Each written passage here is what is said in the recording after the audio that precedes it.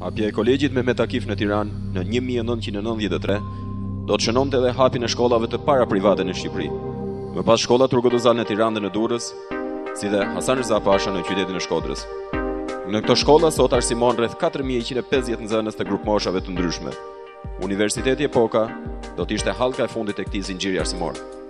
Sot shkolla Turgoduzan është padyshim shkolla më teknologjike në vend.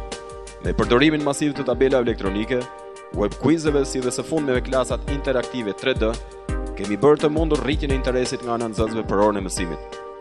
Këtë tregojnë më së miri dhe sukseset e shumta në olimpiadat kombëtare dhe ndërkombëtare në gjitha fushat e shkencës.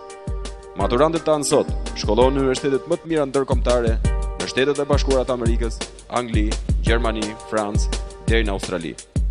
Jemi të lumtur që zëri i suksesit të arsimit shqiptar dëgjohet në gjithë botën, dhe do të vazhdojmë me përkushtimin më të madh ta bëjmë të dëgjohet akoma dhe më shumë.